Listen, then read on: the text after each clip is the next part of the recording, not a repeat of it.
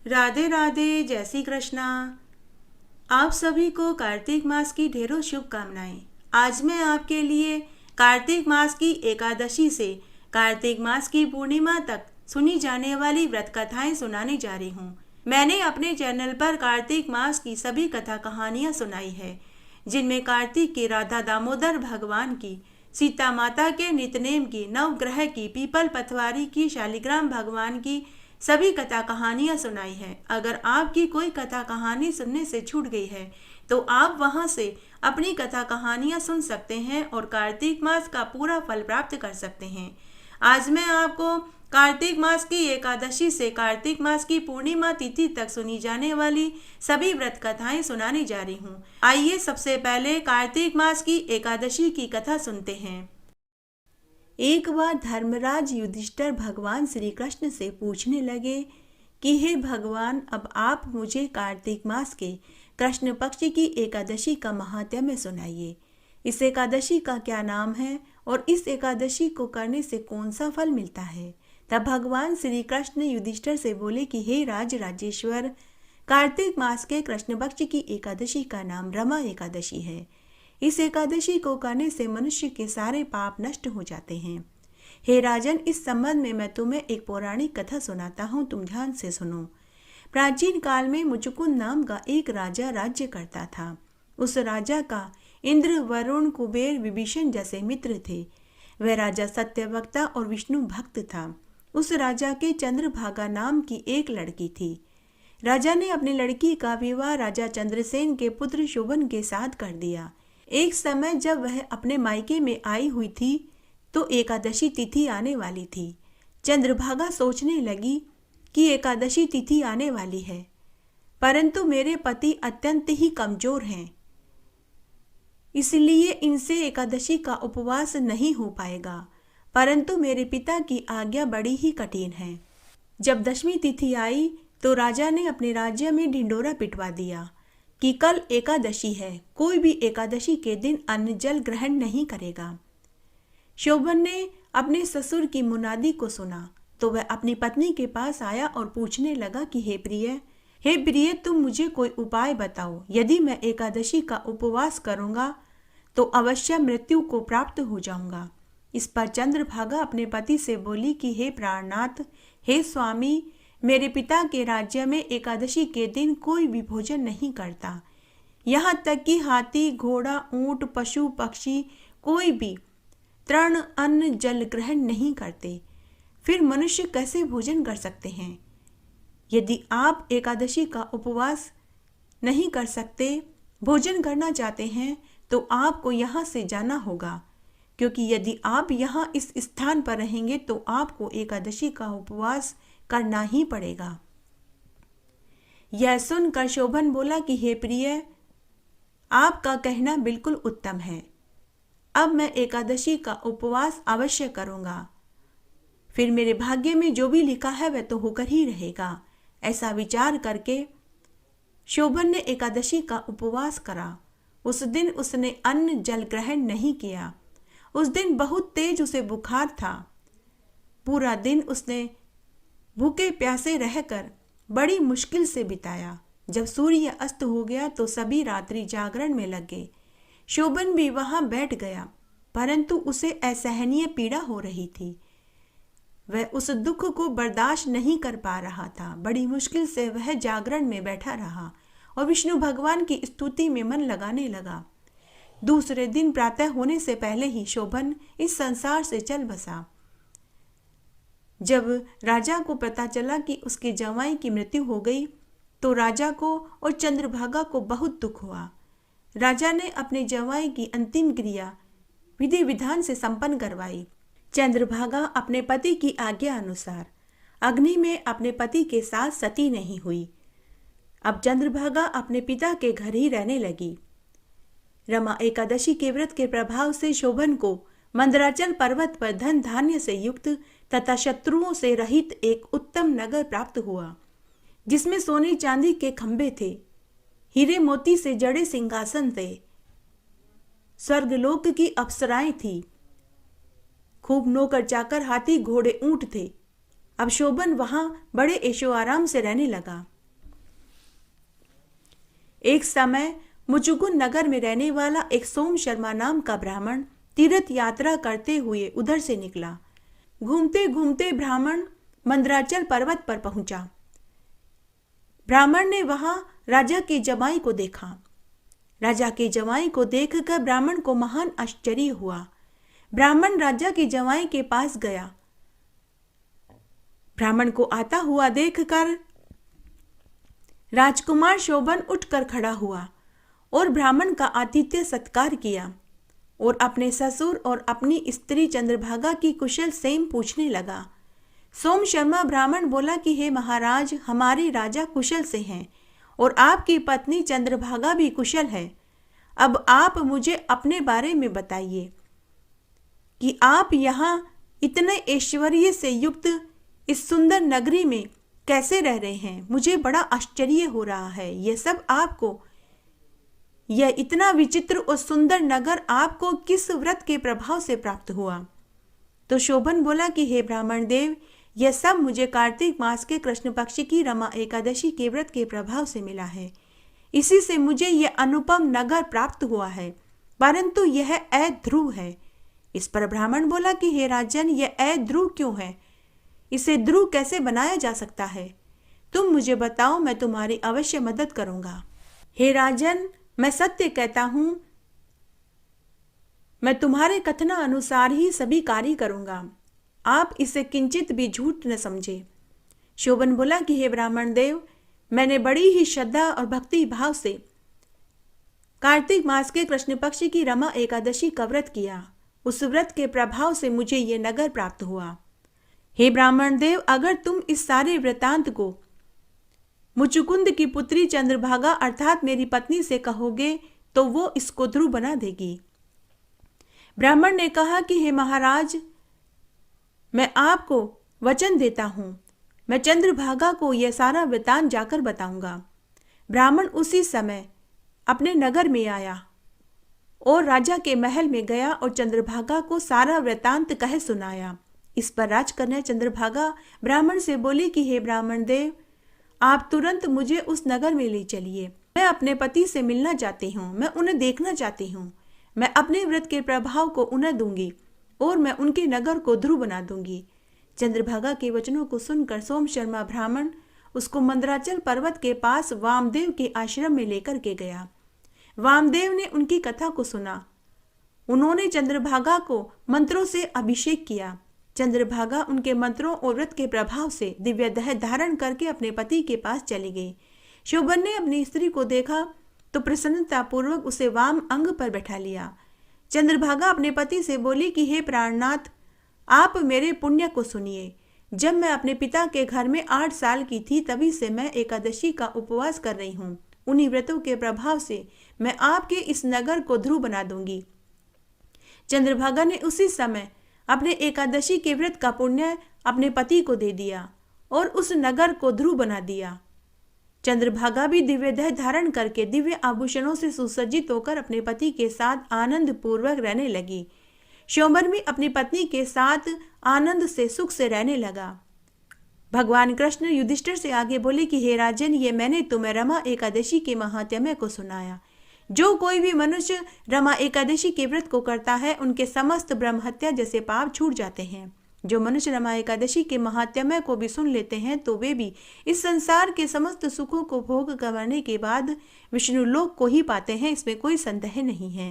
बोलिए कार्तिक के राधा दामोदर भगवान की जय। आइए अब हम गोपाष्टमी की कहानी सुनते हैं। एक बार एक राजा के 2 बेटियां थी। बड़ी बेटी बहुत सुंदर थी, लेकिन वह ईर्ष्यालु प्रवृत्ति की थी, हमेशा अभिमान में ही रहती थी। जबकि छोटी बेटी सांवले रंग की साधारण नए नक्श वाली थी, लेकिन वह बड़ी ही धार्मिक प्रवृत्ति की थी। वह सभी तरह के व्रत उपवास किया करती थी। राजा ने अपनी दोनों बेटियों का लालन पालन एक जैसा किया, एक जैसी शिक्षा दीक्षा दी। दोनों साथ साथ बड़ी हुई।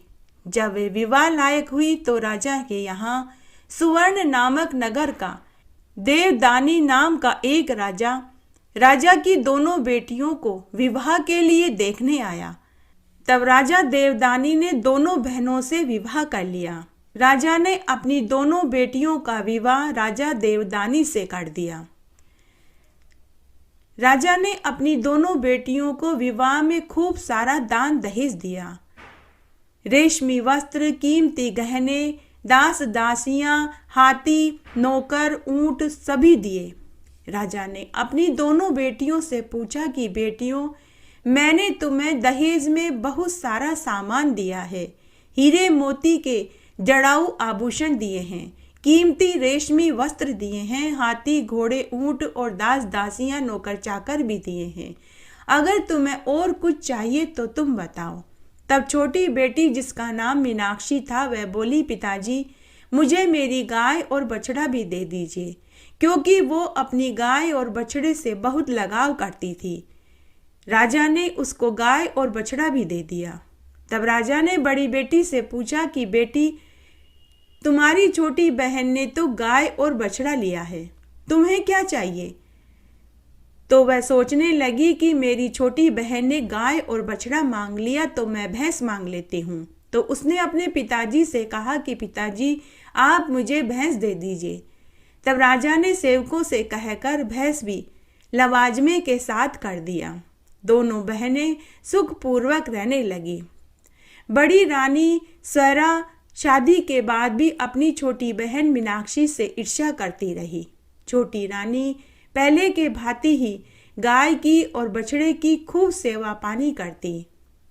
छोटी बहन ने अपने मिलनसार स्वभाव से महल में और महल के बाहर सभी का दिल जीत लिया। सभी छोटी बहन मीनाक्षी की खूब तारीफ करते थे। यह देखकर बड़ी बहन स्वरा को बर्दाश्त नहीं हुआ।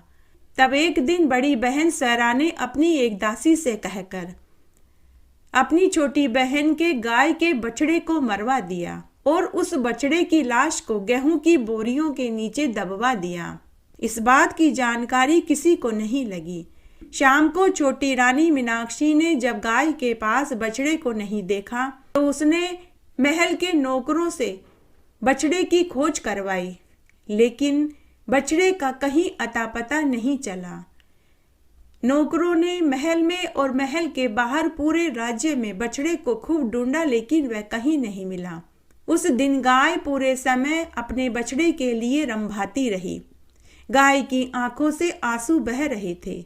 अपनी गाय की ऐसी हालत देखकर छोटी रानी मीनाक्षी भी बहुत दुखी हुई। उसने भी अन्न जल का त्याग कर दिया। जब रात्रि को राजा भोजन खाने बैठे तो उनका भोजन मांस में बदल गया।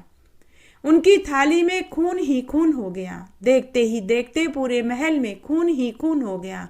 जगह जगह मांस के टुकड़े पड़े मिले। यह देखकर राजा को महान आश्चर्य हुआ। राजा को लगा यह कैसी अनहोनी हो गई। उसी समय राजा ने अपने एक मंत्री को भेजकर राज्य ज्योतिषी को महल में बुलाया और इसका कारण पूछा। राज्य ज्योतिषी ने कहा कि महाराज, आपकी बड़ी रानी ने गाय के बछड़े को दासी के हाथ मरवा दिया और उसकी लाश को गेहूं की बोरियों के नीचे दबवा दिया। यह सब कुछ उसी की वजह से हो रहा है। आपके ऊपर गाय माता का शाप लगा है। तब राजा ने इसका निवारण पूछा। तब राज्य ज्योतिषी ने कहा कि हे महाराज, इसका तो एक ही उपाय है। कार्तिक मास के शुक्ल पक्ष की अष्टमी के दिन गोपाष्टमी आएगी। आप अपनी दोनों रानियों के साथ और नगरवासियों के साथ गोपाष्टमी का व्रत करें, पूजन करें, गाय और बछड़े की पूजा करें, तभी आप इस पाप दोष से छूट सकते हैं। ऐसा करने से बछड़ा भी पुनर्जीवित हो जाएगा, नहीं तो आपकी 7 पीढ़ियों को इसका शाप लगेगा। तब राजा ने बड़ी रानी को बुलवाया। बड़ी रानी स्वरा पाप के बोझ से दबी जा रही थी। उसने राजा से और अपनी छोटी बहन से अपनी गलती की माफी मांगी। उसके बाद जब कार्तिक मास के शुक्ल पक्ष की अष्टमी तिथि आई तो राजा ने अपनी दोनों रानियों के साथ गोपाष्टमी का व्रत रखा, गाय और बछड़े की पूजा करी। दूसरे दिन व्रत का उद्यापन किया। 11 ब्राह्मण ब्राह्मणियों को जोड़े के साथ भोजन खिलाया और उन्हें दूध देने वाली बछड़ा सहित गाय दान में दी। ऐसा करते ही उनका बछड़ा पुनर्जीवित हो गया और वे इस पाप दोष से छूट गए। इसलिए कार्तिक मास की शुक्ल पक्ष की अष्टमी के दिन गोपाष्टमी का व्रत करना चाहिए, गाय और बछड़े की पूजा करनी चाहिए। आइए अब हम आंवला नवमी की व्रत कथा सुनते हैं। आंवलिया राजा की कहानी। एक बार एक नगर में एक राजा रानी थे। वे अपने इकलौते बेटा बहू के साथ रहते थे। राजा रानी रोज सोने के आंवलों का दान करते, उसके बाद ही अन्न जल ग्रहण करते थे। यह उनका नित्य का नियम था। तब एक बार की बात है, एक दिन राजा के बेटा बहू सोचने लगे कि हमारे माता पिता रोज इस तरह से सोने के आंवलों का दान करेंगे तो हमारा तो सारा धन ही खत्म हो जाएगा। तब बेटा बहू ने अपने माता पिता से कहा कि माँ बाबूजी, आप इस तरह से रोज सोने के आंवलों का दान करेंगे तो सारा राजकोष ही खाली हो जाएगा। हमारे बच्चे जब बड़े होंगे तो उनके लिए धन ही नहीं बचेगा। इसलिए आज से आप सोने की आंवलों का दान नहीं करेंगे। ऐसा कहकर उन्होंने धन की तिजोरी और राजकोष में ताला लगा दिया। बेटा बहू की बात सुनकर राजा रानी को बहुत दुख हुआ। वे उसी समय बिना बताए महल और राज्य को छोड़कर बियाबान जंगल में जाकर बैठ गए। राजा रानी का नित्य का नियम था कि वे सोने के आंवलों का दान करने के बाद ही अन्न जल ग्रहण करते थे। तो वे सोने की आंवले का दान नहीं कर रहे थे तो उन्होंने भोजन पानी भी नहीं किया। इस तरह वे वन में भूखे प्यासे बैठे रहे। इस तरह 7 दिन निकल गए।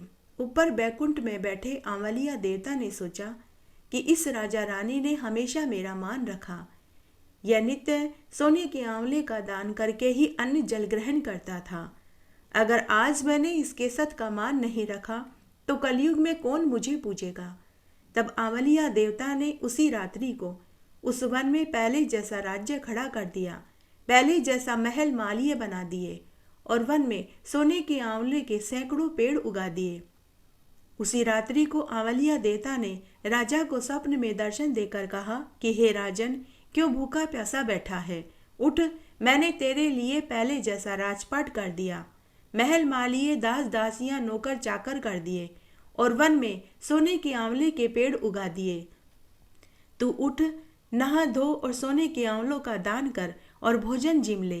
राजा रानी सुबह सोकर उठे तो उन्हें बियाबान जंगल में पहले जैसा राजपाट दिखाई दिया, महल मालिये दिखाई दिए, महल में नौकर चाकर दास दासियां और अन्न धन के भंडार मिले, सोने के आंवलों के पेड़ दिखाई दिए।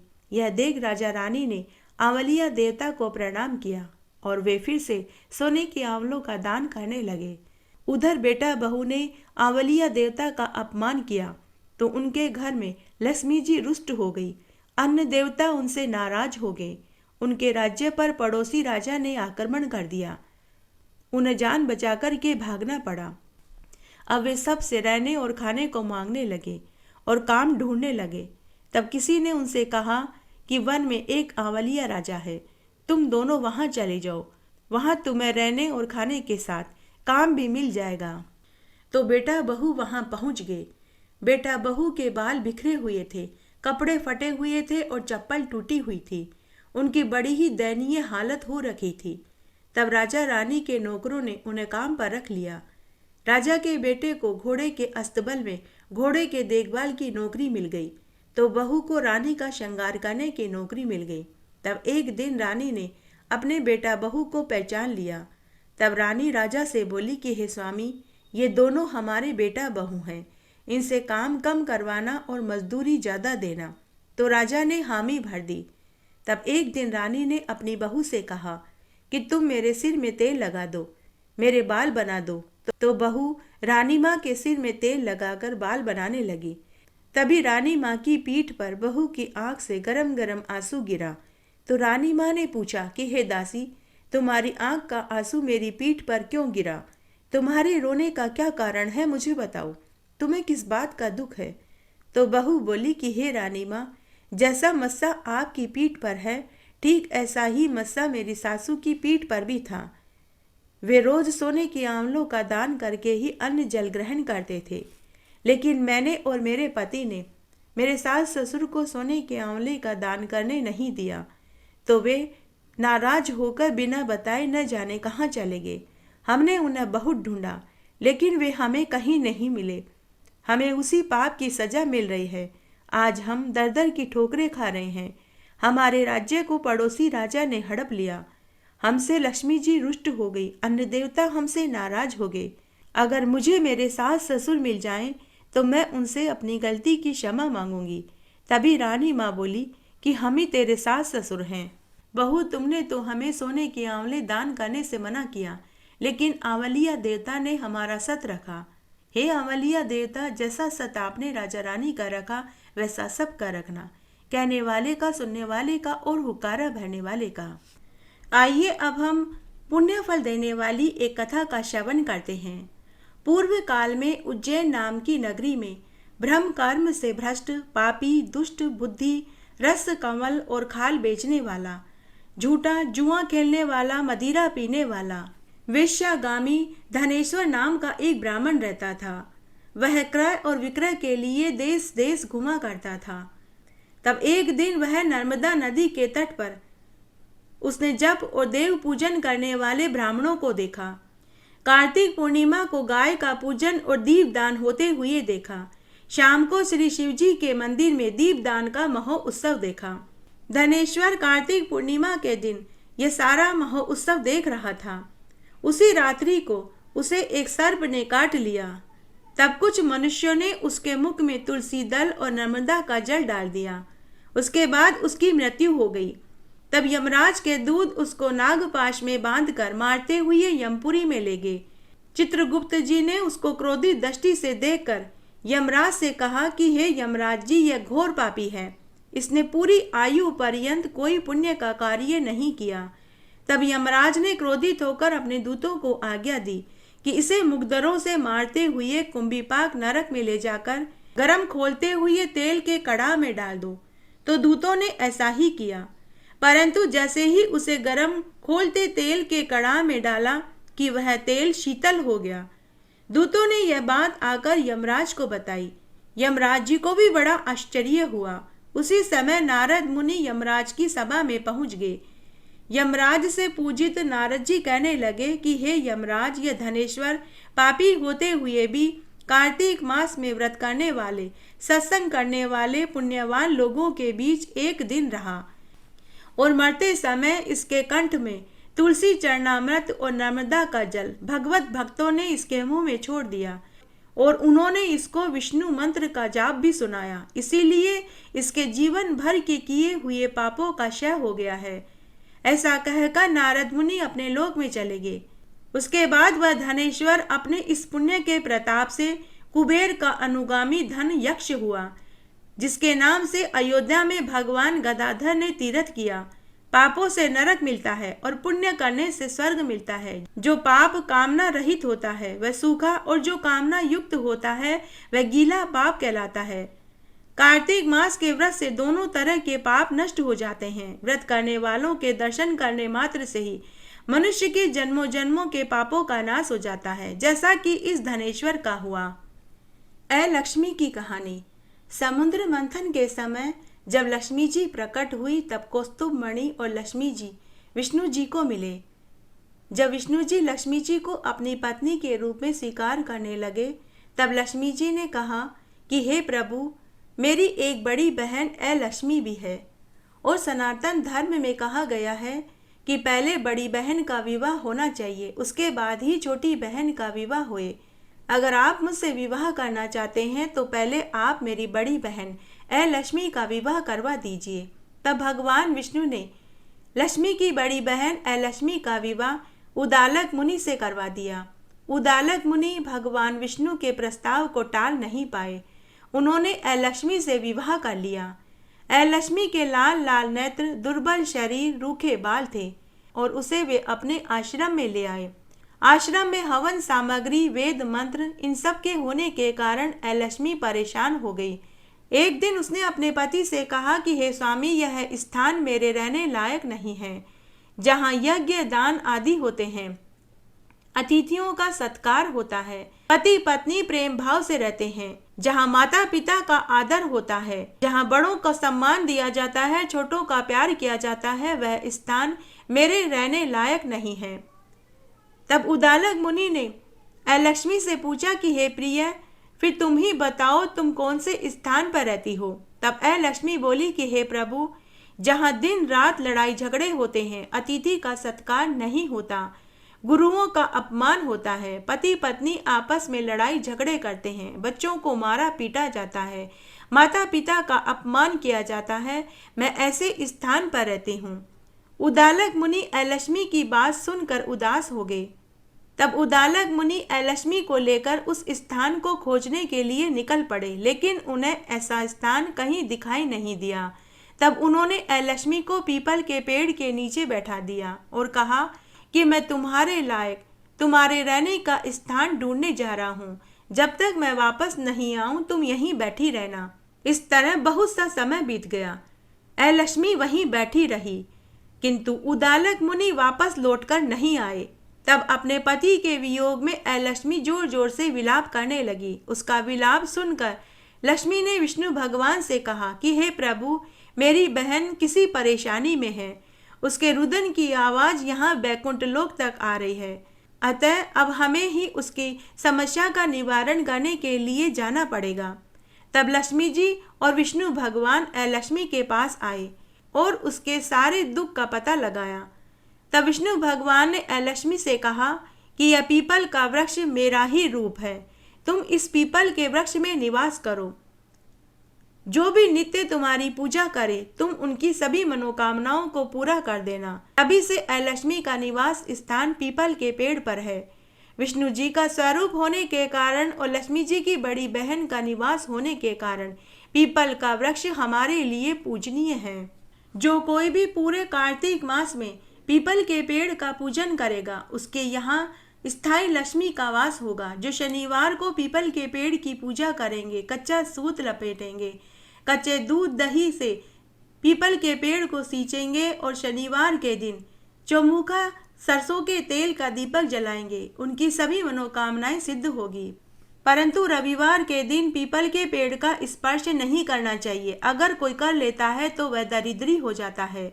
ऐसा कहकर भगवान विष्णु माता लक्ष्मी को लेकर पुनः अपने लोक में चले गए। आइए अब हम कार्तिक मास की एक पौराणिक कथा का श्रवण करते हैं। पूर्व काल में सतयुग में सुमति नाम का एक चंद्रवंशीय राजा था। वह भगवान का परम भक्त था, हरि की कथा सुनने वाला, अहंकार रहित, सप्त द्वीपों का राजा था। सत्यवती नाम की उसकी रानी बड़ी ही पतिव्रता थी। दोनों राजा रानी ने अपने नगरी में तालाब, कुएं, बावड़ी इत्यादि बनवाए। रानी सत्यवती नित्य ही भगवान के मंदिर के सामने नृत्य किया करती थी और राजा भी कार्तिक मास की शुक्ल पक्ष की द्वादशी को भगवान के मंदिर में ध्वजा बांधा करते थे। एक समय राजा रानी को देखने के लिए विभांडक नामक ऋषि आए। मुनि का आगमन सुनकर राजा रानी ने उनका खूब आदर सत्कार किया। राजा रानी की ऐसी श्रद्धा और नम्रता देखकर मुनि ने राजा रानी से पूछा कि हे महाराज, भगवान को प्रसन्न करने के और भी अनेक तरीके हैं, परंतु आपकी श्रद्धा कार्तिक मास में भगवान विष्णु के मंदिर में ध्वजारोपण बांधने की और रानी की भगवान के मंदिर में नृत्य करने की ही क्यों है? इसका क्या कारण है, मैं आज आपसे सुनना चाहता हूँ। तब राजा कहने लगे कि हे महात्मन, यह बड़ा ही आश्चर्य युक्त इतिहास है। यह मेरे और मेरी रानी के पूर्व जन्म से जुड़ा हुआ है। मैं पहले मालिनी नाम का कुमार्गी, चुगलखोर, धर्म से द्वेष रखने वाला, देवताओं और ब्राह्मणों के द्रव्य को चुराने वाला, मांस मदिरा को खाने वाला, लंपट महापापी शूद्र था। सदा मदिरा पिया करता था और वेश्यागमन में लिप्त रहता था। मेरे ऐसे कर्म को देखकर मेरे भाई बंधुओं ने मेरा परित्याग कर दिया और मुझे घर से निकाल दिया। तब मैं वन में आकर एक टूटे हुए विष्णु मंदिर में रहने लगा और वन के जीव जंतुओं को मार कर के खाने लगा। उसके बाद विंध्याचल पर्वत पर रहने वाली कोकिलिनी नाम की एक निषाद आदिवासी कन्या, जिसको उसके पति ने मारकर उसे घर से धक्के देकर निकाल दिया, वह भी मेरे पास उसी मंदिर में आकर रहने लगी। हम दोनों ने एक दूसरे को अपना अपना दुख सुनाया और हम एक साथ रहने लगे। तब एक दिन जब कार्तिक मास के शुक्ल पक्ष की द्वादशी का दिन था, तब हमने एक कपड़े को बांध करके झंडी बनाई और खूब मदिरा का पान करा और हम दोनों झंडी हाथ में लेकर भगवान विष्णु की मूर्ति के आगे नृत्य करते रहे। पूरी रात हम मदिरा पीते रहे और नृत्य करते रहे। अधिक मदिरा का पान करने से सुबह होते ही हम दोनों की मृत्यु हो गई। तब यमराज के दूतों ने हम दोनों को आकर फांसी से बांध दिया और हमें वे मारते हुए यमपुरी में ले जाने लगे कि तभी देव विमान लेकर भगवान के दूत वहां आए और यमदूतों को धमकाने लगे और कहने लगे कि अरे मूर्खों, तुम पापियों को यमपुरी में ले जा सकते हो, परंतु धर्मात्मा लोगों को यमपुरी में नहीं ले जा सकते। तब यमदूत भी क्रोध करके देवदूतों से बोले, हे देवदूतों, ये दोनों तो महापापी हैं, इन्होंने पूरी उम्र कोई धर्म का कार्य नहीं किया। तब भगवान के पार्षद यमदूतों से कहने लगे कि हे यमदूतों, हमें कहते हुए महान खेद हो रहा है कि तुम्हें धर्म और अधर्म का कोई ज्ञान नहीं। जो बात वेदों के अनुकूल है वही धर्म है और जो वेदों के विरुद्ध है वही पाप है। माना कि इन दोनों ने पूरे आयु पर्यंत महापाप किए, परंतु इन्होंने कार्तिक शुक्ल द्वादशी को भगवान के मंदिर में झाड़ू लगाई, दीपक जलाया और नृत्य किया और झंडारोहण किया। चाहे यह कार्य इन्होंने अज्ञानतावश ही क्यों न किया हो, परंतु कार्तिक मास की शुक्ल पक्ष की द्वादशी को झंडारोहण करने, भगवान विष्णु के मंदिर में झाड़ू लगाने, दीपक लगाने से इनके जीवन भर के समस्त पाप नष्ट हो गए हैं। इसलिए ये विष्णु लोक में जाने के योग्य हैं, यमपुरी में नहीं। तब राजा ने कहा कि इतना कहकर भगवान के दूत हम दोनों को विमान में बैठाकर विष्णु लोक में ले गए। तब हम वहां करोड़ों वर्ष तक आनंद के साथ सुख भोगते रहे। फिर इतने ही बरस तक हम इंद्रलोक में रहे। उसके बाद यहाँ मृत्युलोक में श्रेष्ठ कुल में आकर हम राजा बने और यह कोकिली नाम की आदिवासी निषाद करना मेरी रानी बनी। यहाँ भी भगवान की कृपा से हमें अतुल संपत्ति मिली। 4 आज्ञाकारी हमारे पुत्र हुए। जब पूर्व काल में अज्ञानतावश मैंने और मेरी इस पत्नी ने विष्णु भगवान के मंदिर में कार्तिक मास में ध्वजारोपण किया, झाड़ू लगाई, दीपदान किया और नृत्य किया, जिसका हमें इतना सुंदर फल मिला, तो सोचिए अगर पूरी श्रद्धा के साथ भगवान के मंदिर में ध्वजारोपण करें, दीपदान करें और नृत्य करें तो कितना सुंदर फल मिलेगा। यही सोचकर मैं और मेरी पत्नी कार्तिक मास में विष्णु भगवान के मंदिर में ध्वजारोपण करते हैं, दीपदान करते हैं और नृत्य करते हैं। राजा की पूरी कथा सुनने के बाद विभांडक ऋषि राजा को और रानी को ढेरों आशीर्वाद देकर अपने आश्रम में चले गए। इसीलिए कहते हैं कि जो कोई भी कार्तिक मास में विष्णु भगवान के मंदिर में झंडारोपण करता है, नृत्य करता है, दीपदान करता है, तो उनके जीवन भर के समस्त पाप धुल जाते हैं। आइए कार्तिक मास के अंतिम 15 दिनों में सुनी जाने वाली एक पौराणिक कथा और सुनते हैं। वैवस्वत मनवंतर में एक समय देवताओं सहित इंद्र बृहस्पति जी से पूछने लगे कि हे गुरु बृहस्पति जी, ब्रह्मकल्प से पहले यह सृष्टि कैसी थी? इंद्र तथा देवता कैसे थे? उनका कर्म कैसा था? तब बृहस्पति जी कहने लगे कि हे इंद्र, की उस समय की बात तो हम भी नहीं कह सकते, क्योंकि उन बातों को मनवंतर बीत चुका है।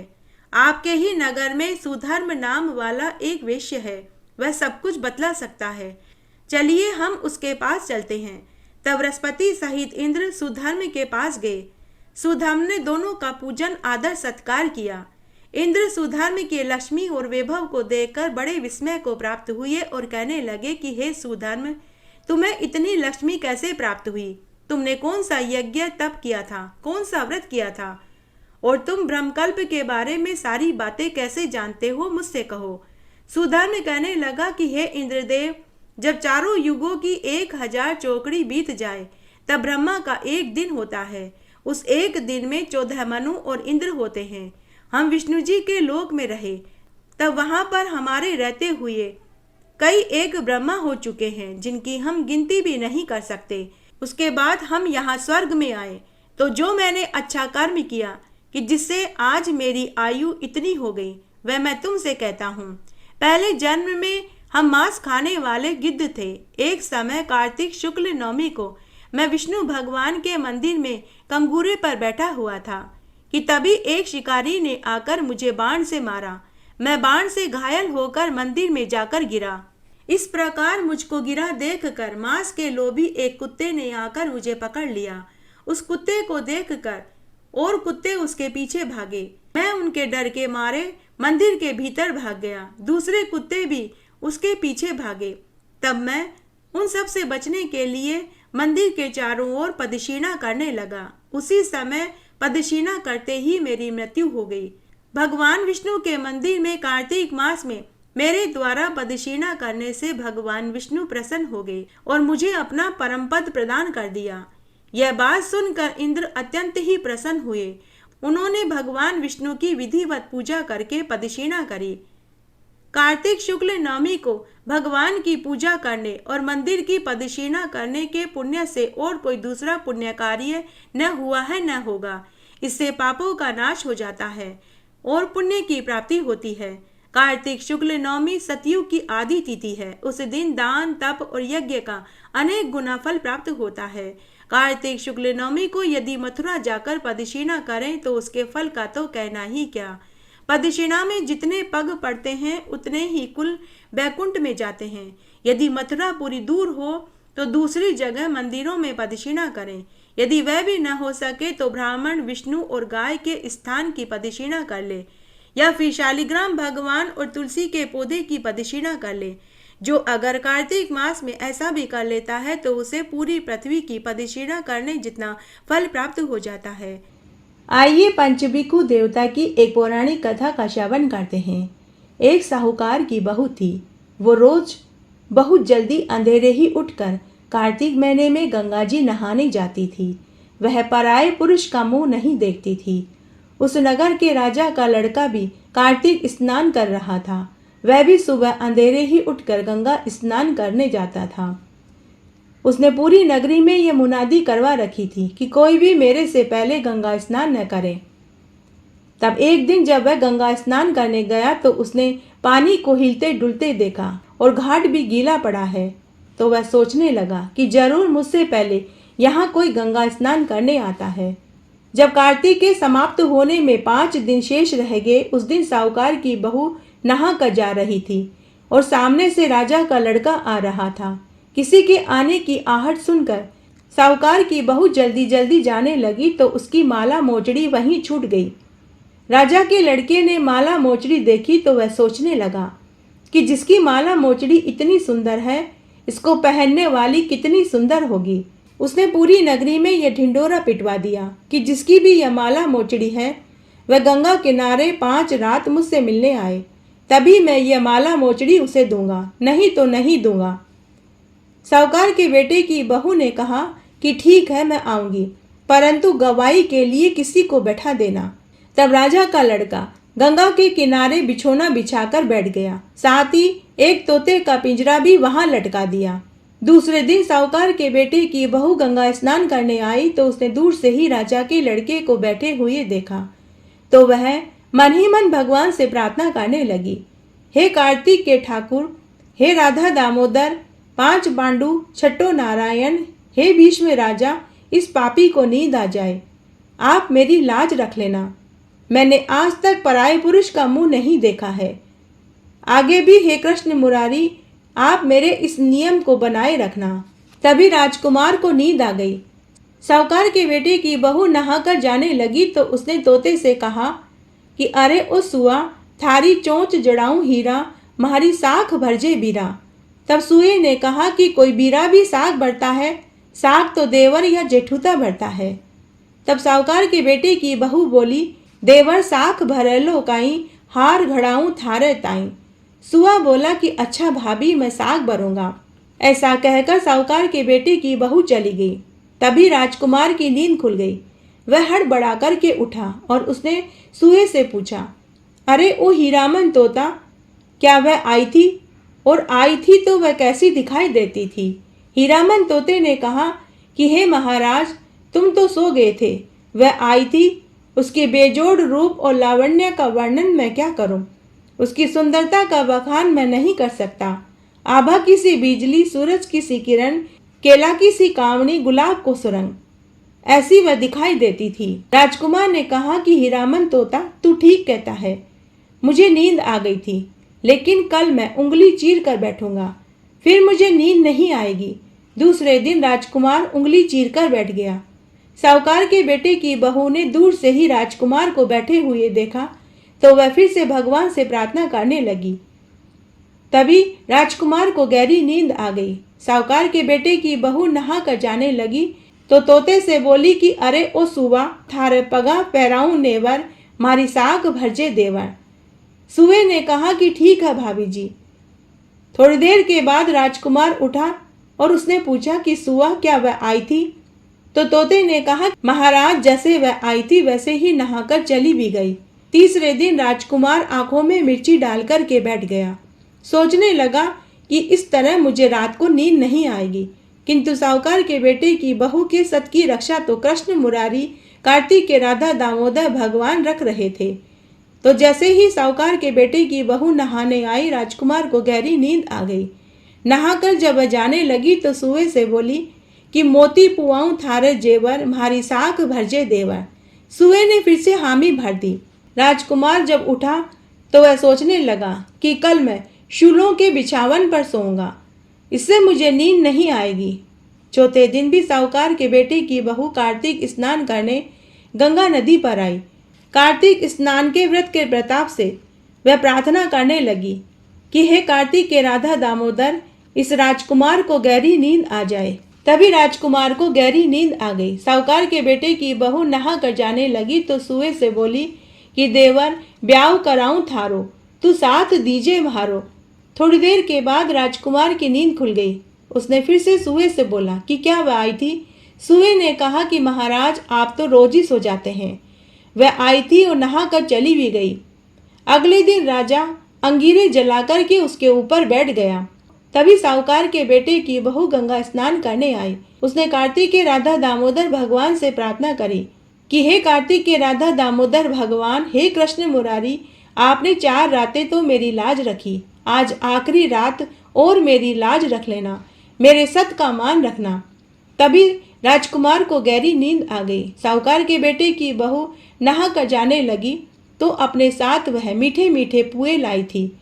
वह पुए तोते को खिलाते हुए बोली कि देवर मीठा भोजन करजे, साग भारी भरजे। साथ ही उसने कहा कि इस पापी से कह देना कि इसकी 5 रातें पूरी हो गई है, अब मेरी माला मोचड़ी मेरे घर भेज देवे, नहीं तो इसके मन का पाप इसके ही शरीर से फूट पड़ेगा। थोड़ी देर में राजकुमार की नींद खुली। उसने सुए से कहा कि क्या वह आई थी? सुए ने कहा कि महाराज वह आई थी और नहाकर चली भी गई और साथ ही कहकर गई है कि मेरी माला मोचड़ी मेरे घर भिजवा देना। उसके कुछ समय के बाद राजकुमार के पूरे शरीर पर कोढ़ निकल आया, उनमें फफोले पड़ गए, खून रिसने लगा। राजा ने अपने पुत्र का सब जगह इलाज करवाया, लेकिन वह कहीं भी ठीक नहीं हुआ। सभी डॉक्टर, वेद, हकीम ने जवाब दे दिया। तब राजा ने ज्योतिषियों को बुलाया और पूछा कि मेरे पुत्र को कोढ़ का रोग क्यों हुआ? तो ज्योतिषी ने कहा कि आपके पुत्र के ऊपर किसी सती नारी का शाप लगा है। आपके पुत्र ने किसी सती नारी के ऊपर बुरी नजर डाली है, इसके ऊपर सती नारी का शाप लगा है। राजा ने शाप मुक्ति का उपाय पूछा तो ज्योतिषी ने कहा कि उसके नहाए हुए जल से आप अपने पुत्र को नहलाओ, तभी यह कोढ़ ठीक होगा। तब राजा माला मोचड़ी लेकर साहूकार के घर गया और बोला कि हे साहूकार, यह माला मोचड़ी तेरी बहू की है, जिन्हें वह गंगा घाट पर भूल आई थी, यह उसे दे देना और उससे कहना कि मेरे बेटे ने उसे धर्म की बहन मान लिया है। अगर तेरी बहू के नहाए हुए जल से मेरा बेटा नहाए तो उसके कोढ़ की बीमारी ठीक हो सकती है। साहूकार के बेटे की बहू भीतर कमरे में सारी बातें सुन रही थी। वह भीतर से ही बोली कि हे महाराज, मैं पराये पुरुष का मुंह नहीं देखती, मैं अपने कमरे में स्नान करूंगी, आप अपने पुत्र को मेरे कमरे की नाली के नीचे बैठा देना। तब राजा ने ऐसा ही किया। राजकुमार साहूकार के बेटे की बहू के नहाए हुए जल से नहाया तो उसकी कोढ़ की बीमारी ठीक हो गई। हे पंच भिखु देवता, हे कार्तिक के राधा दामोदर, जैसे आपने साहूकार के बेटे की बहू का सत रखा वैसे सबका रखना। कहानी कहने वाले का, सुनने वाले का और हुक्कारा भरने वाले का सबका मान रखना। एक राजा के राज्य में सभी एकादशी का उपवास और विष्णु भगवान का पूजन करते थे। राजा रानी के साथ सभी मंत्री, पूरी प्रजा, नौकर चाकर, पशु पक्षी तक एकादशी का उपवास रखते थे। कोई भी एकादशी के दिन अन्न नहीं खाते थे। तब एक बार राजा के दरबार में दूसरे राज्य का एक व्यक्ति आया और राजा से काम मांगने लगा और बोला कि हे महाराज, मैं अति निर्धन हूँ। मेरे माता पिता अंधे और बूढ़े हैं। मेरे पांच कुंवारी बहनें हैं। परिवार का सारा बोझ मेरे कंधों के ऊपर आ गया है। कृपा करके आप मुझे नौकरी पर रख लीजिए। राजा को उसके ऊपर दया आ गई। राजा ने उसे नौकरी पर रखने से पहले एक शर्त बताई कि तुम्हें रोज खाने को मिलेगा, साथ में पगार भी मिलेगी, लेकिन एकादशी के दिन तुम्हें खाने को फलाहार ही मिलेगा, अन्न नहीं मिलेगा। उस दिन उस व्यक्ति ने हामी भर ली। इस तरह समय बीतने लगा। जब 15 दिन के बाद एकादशी का दिन आया तो राजा के रसोइयों ने उस व्यक्ति को भोजन में फलाहार दिया। तो वह व्यक्ति राजा के पास आया और बोलने लगा कि हे महाराज, फलाहार से मेरा पेट नहीं भरेगा। आज से पहले मैंने कभी व्रत उपवास नहीं रखा है। अगर मैं व्रत करूंगा तो मैं भूखा ही मर जाऊंगा। आप रसोइये से कहकर मुझे भोजन दिलवा दीजिए। तब राजा ने उस व्यक्ति को अपनी शर्त वाली बात याद दिलाई, लेकिन वह व्यक्ति एक छोटे बच्चे की तरह भोजन के लिए रोने गिड़गिड़ाने लगा। तब राजा को उसके ऊपर दया आ गई। राजा ने कहा कि ठीक है, लेकिन महल में भोजन नहीं बनेगा। इसके लिए तुम्हें भोजन तालाब पर जाकर बनाना होगा। राजा ने रसोइये से कहकर उस व्यक्ति को आटा, दाल, तेल, घी, चीनी, नमक सभी दिलवा दिया और कहा कि तुम यह खाने का सामान लो और तालाब के किनारे जाकर भोजन बना लो। भोजन बन जाए तो भगवान को भोग लगाना, उसके बाद ही तुम भोजन करना। इस तरह वह व्यक्ति खाने का सामान लेकर तालाब पर चला गया। सबसे पहले वह तालाब पर स्नान किया, भोजन बनाया, भोजन बन गया और जब वह खाने लगा तभी उसे राजा वाली बात याद आई कि पहले भगवान को भोग लगाना है। तब उसने भगवान को भोग लगाने के लिए भगवान को आवाज लगानी शुरू करी और वह बोला कि हे भगवान, भोजन तैयार है, आकर के भोग लगा लीजिए।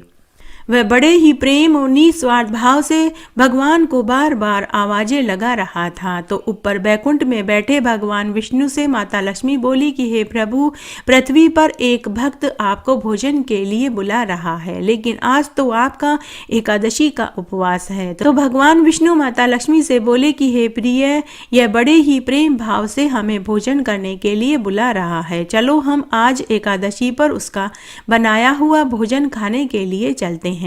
तब भगवान विष्णु और माता लक्ष्मी गरुड़ पर सवार होकर वहां उस व्यक्ति के पास भोजन खाने के लिए पहुंच गए। वह व्यक्ति मनी मन सोचने लगा कि भगवान तो अकेले नहीं आए, अपने साथ माता लक्ष्मी को भी लाए हैं। मुझे अपने हिस्से का खाना भी इन्हें खिलाना होगा। आज मुझे भूखा ही रहना होगा। तब भगवान विष्णु ने माता लक्ष्मी के साथ भोजन किया और गरुड़ पर सवार होकर अंतर्ध्यान हो गए। उस दिन वह व्यक्ति एकादशी पर भूखा ही रह गया। उस दिन भगवान ने उसका एकादशी का उपवास करवा दिया। इस तरह फिर से समय बीतने लगा। फिर 15 दिन निकल गए। जब दोबारा एकादशी का दिन आया तो वह व्यक्ति राजा के पास गया और उसने राजा को पूरी बात बताई कि महाराज, पिछली एकादशी पर मुझे भूखा ही रहना पड़ा, क्योंकि भोजन खाने के लिए जब मैंने भगवान को बुलाया तो भगवान विष्णु के साथ माता लक्ष्मी जी भी आई थी, तो मुझे अपने हिस्से का खाना उन्हें खिलाना पड़ा। इसलिए आज आप रसोइये से ज्यादा खाने का सामान दिलवा देना। राजा को उस व्यक्ति की बात पर विश्वास नहीं हुआ। राजा ने कहा, अरे क्या तुम पागल हुए हो? कहीं भोग लगाने के लिए भगवान आते हैं? मैंने तो इतने व्रत, उपवास, दान पुण्य, पूजा पाठ, यज्ञ हवन किए, परंतु भगवान ने न तो कभी मुझे दर्शन दिए और न ही कभी मेरा भोग खाने के लिए आए। राजा की बात सुनकर वह व्यक्ति बोला कि महाराज, अगर आपको विश्वास नहीं है तो आप स्वयं चलकर देख लें। तब राजा उस व्यक्ति के साथ गए और एक पेड़ के पीछे छुपकर सब देखने लगे। तब उस व्यक्ति ने सबसे पहले तालाब पर स्नान किया, फिर दाल रोटी बनाई, 3 थालियों में भोजन परोसा और वह भगवान को आवाज लगाने लगा। वह व्यक्ति बोला कि हे भगवान, भोजन तैयार है, आप आकर भोजन लगा लीजिए। उस दिन उस व्यक्ति ने बार बार आवाज लगाई लेकिन भगवान नहीं आए। सुबह से दोपहर, दोपहर से शाम हो गई। तब उस व्यक्ति ने कहा कि भगवान, अगर आप भोजन करने नहीं आएंगे तो मैं इस तालाब में कूदकर अपनी जान दे दूंगा। फिर उस व्यक्ति ने मरने के इरादे से तालाब में कूदने लगा। उसी समय भगवान विष्णु माता लक्ष्मी के साथ एक देव विमान में बैठ कर के आए और उस व्यक्ति के साथ बैठकर के भोजन किया। भोजन करने के बाद भगवान विष्णु उस व्यक्ति को अपने साथ देव विमान में बैठाकर बैकुंठ में ले गए। यह सारा दृश्य राजा पेड़ के पीछे खड़ा हुआ देख रहा था। यह देखकर राजा आश्चर्यचकित रह गया। तब राजा ने मन ही मन सोचा कि मैंने पूरी उम्र व्रत, उपवास, दान, पुण्य, यज्ञ, हवन किए, लेकिन सब निष्फल हो गया। जब तक मन शुद्ध न हो, मन में निस्वार्थ भावना न हो, तब तक व्रत और दान का कोई फल नहीं मिलता। इस व्यक्ति ने साफ मन से, निस्वार्थ भाव से भगवान को भोग लगाया तो भगवान स्वयं इसका भोग स्वीकार करने आए और इसे दर्शन दिए और अपने साथ बैकुंठ धाम में ले गए। उसके बाद राजा ने वैराग्य अपना लिया। अपना सब कुछ राजपाट त्याग कर जंगल में जाकर कठोर तपस्या करने लगा, जिससे राजा को भी मरने के बाद बैकुंठ धाम मिला। पौराणिक कथा के अनुसार दैत्य तारकासुर, जो व्रजांग नामक दैत्य का पुत्र था, उसके 3 पुत्र थे, तारकाक्ष, कमलाक्ष और विद्युन्माली। जब भगवान महादेव के पुत्र कार्तिकेय ने तारकासुर का वध कर दिया तो उनके तीनों पुत्रों को बहुत दुख हुआ। उन तीनों दैत्यों ने कठोर तपस्या करके ब्रह्मा जी को प्रसन्न कर लिया। तब ब्रह्मा जी ने प्रकट होकर उन्हें वरदान मांगने के लिए कहा तो उन दैत्यों ने अमरता का वरदान मांगा। लेकिन ब्रह्मा जी ने कहा कि जो पैदा हुआ है उसकी मृत्यु निश्चित है, इसलिए तुम कोई और वरदान मांगो। तब उन तीनों दैत्यों ने ब्रह्मा जी से वरदान मांगा कि आप हमारे लिए 3 नगरों का निर्माण करिए। हम उन 3 नगरों में बैठकर पूरी पृथ्वी पर आकाश मार्ग से भ्रमण करेंगे। जब ये तीनों नगर 1000 साल बाद मिले तब कोई देवता हम तीनों को एक ही बाण से मारे तभी हमारी मृत्यु हो, अन्यथा हमारी मृत्यु न होए। तब ब्रह्मा जी ने उन्हें यही वरदान दे दिया। ब्रह्मा जी से वरदान पाकर ये तीनों दैत्य बहुत प्रसन्न हुए। तब ब्रह्मा जी ने उन तीनों दैत्यों के लिए 3 नगर बसा दिए, जिसमें एक नगर सोने का, एक चांदी का और एक लोहे का था। सोने का नगर तारकाक्ष के लिए, चांदी का नगर कमलाक्ष के लिए और लोहे का नगर विद्युन्माली को दिया। तीनों दैत्यों ने अपने महान पराक्रम से अपने अपने नगरों पर अधिकार जमा लिया। तीनों दैत्यों से घबराकर इंद्र आदि सभी देवता भगवान शंकर के पास कैलाश पर मदद मांगने के लिए पहुंचे। भगवान महादेव से रक्षा की गुहार लगाने लगे। तब भगवान महादेव ने त्रिपुरों का नाश करने का निर्णय लिया। तब विश्वकर्मा भगवान ने महादेव जी के लिए एक दिव्य रथ का निर्माण किया। चंद्रमा और सूर्य उस रथ के पहिए बने। इंद्र, वरुण, यम, कुबेर उस रथ के घोड़े बने। हिमालय धनुष और शेषनाग प्रत्यंचा बने।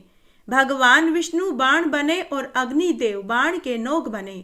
उस दिव्य रथ पर बैठकर भगवान शिव त्रिपुरों का नाश करने के लिए चल पड़े तो दैत्यों में हाहाकार मच गया। तीनों दैत्यों में और देवताओं में युद्ध छिड़ गया। जैसे ही वह त्रिपुर नगरी एक सीध में आई तो भगवान महादेव ने दिव्य बाण चलाकर के तीनों दैत्यों का एक ही बाण से नाश कर दिया।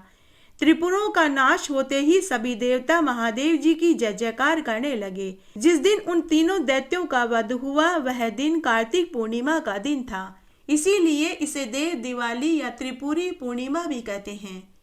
बोलिए भगवान महादेव की जय।